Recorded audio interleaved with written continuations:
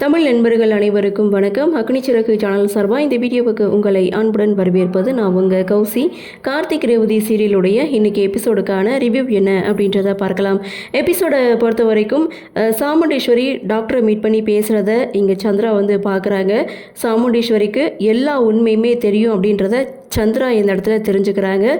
டாக்டருக்கு சின்னதாக ஒரு சந்தேகம். மாயா மகேஷ் 2 பேர் பற்றியும் சொன்னாலும் கல்யாணத்தை தொடர்ந்து நடத்துறியே, அதுக்கு என்ன காரணம் அப்படின்னு சொல்லி சாமுண்டீஸ்வரி கிட்டே கேட்கும்போது சாமுண்டீஸ்வரியும் சொல்லிட்டாங்க, என் பொண்ணோட கல்யாணம் வந்து நடக்கும், ஆனால் மாப்பிள்ளை மகேஷ் கிடையாது, வேறொருத்தர், உனக்கு எனக்கு நல்லாவே தெரிஞ்சவர் அப்படின்னு சொல்கிறத சந்திரா பார்க்குறாங்க, கேட்குறாங்க. இதை கேட்டுட்டு ஒருவேளை அந்த டிரைவராக இருக்கும் அப்படின்ற சந்தேகம் சந்திராவுக்கு இருக்குது.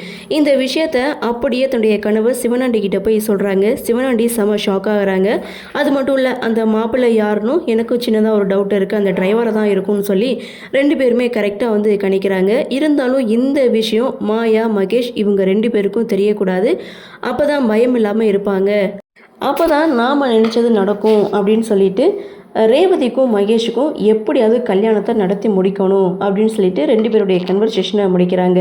அப்படியே சீனை கட் பண்ணால் எங்கள் பாட்டி பரமேஸ்வரி முருகனை பார்க்க கோவிலுக்கு வராங்க.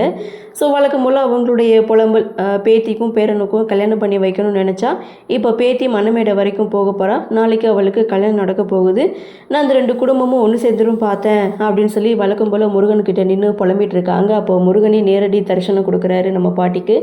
அவர் அந்த இடத்துல வந்து சொல்கிறது, உன்னுடைய மருமகளே உன் பேரனுக்கும் பேத்திக்கும் வந்து கல்யாணம் பண்ணி வைப்பாங்க அப்படின்னு ஒரு நல்ல விஷயத்த சொல்ல, ஆக மொத்தம் அடுத்து நடக்க போகிறத முன்கூட்டியே முருகர் வந்து சொல்லிட்டாரு.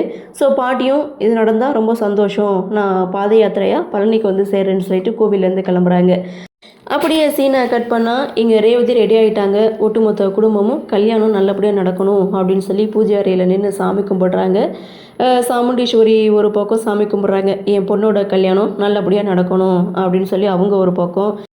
ராஜராஜன் என்ன நினைக்கிறாருன்னா, என் தங்கச்சி பையன்தான் ரேவதி கழுத்தில் தாலி கட்டணும்னு அவர் ஒரு பக்கம் கடவுளை வேண்டுறாரு. இன்னொரு பக்கம் மாப்பிள்ளை மயில் வாகனம், அவர் பார்த்திங்கன்னா கார்த்தி ரேவதியுடைய கல்யாணம் நல்லபடியாக நடந்து முடிஞ்சு நான் வந்து தலைவராகணும் அப்படின்ற மாதிரி அவர் ஒரு பக்கம் கடவுளை வேண்டுறாரு.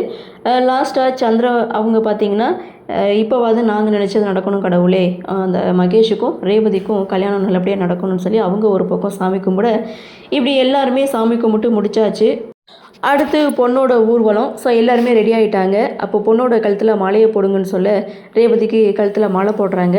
அடுத்து மாப்பிள்ளை எங்கே அப்படின்னு சொல்லும்போது அடுத்த செகண்ட் மாயா மகேஷ் 2 பேரும் வந்து நிற்கிறாங்க. சாரி மேடம், கொஞ்சம் லேட் ஆகிடுச்சு அப்படின்னு சொல்லிகிட்டே வந்து நிற்கிறாங்க. அப்போ மாப்பிள்ளை கழுத்தில் மாலையை போடுங்க அப்படின்னு சொல்ல ரேவதியை காரில் ஏறி உட்கார சொல்கிறாங்க.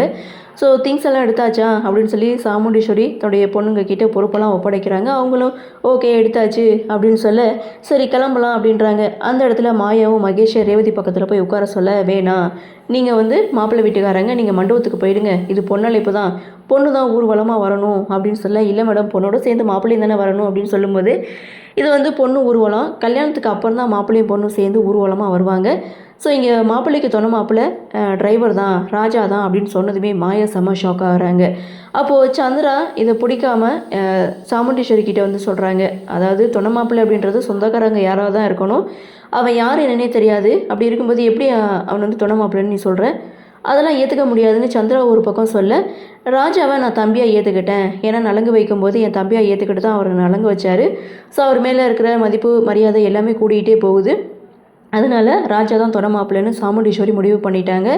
ராஜாவும் ஓகே சொல்லிட்டாரு. ஸோ ராஜா மேலே இப்படி ஒரு அபிப்பிராயம் ஏற்படுறதுக்கு காரணம் வருங்கால மாப்பிள்ளை இல்லையா. ஸோ இதோட எபிசோடை முடிச்சிருக்காங்க. அடுத்து என்ன நடக்கும், கரெக்டாக வந்து இங்கே பார்டரில் வந்து நின்றுருக்காங்க. இந்த கல்யாண ஃபங்க்ஷன் அப்படின்றது இன்னும் 1 மாதத்துக்கு இழுப்பாங்களா இல்லை ஷார்ட்டாகவே முடிப்பாங்களா அப்படின்ற எதிர்பார்ப்போட எபிசோடு முடிச்சிருக்காங்க. பார்க்கலாம் அடுத்தடுத்து என்ன மாதிரியான சுவாரஸ்யத்தோடு கதைகளை நகர்வாக கொண்டு வராங்க அப்படின்றது நாமளும் பொறுத்திருந்து பார்க்கலாம்.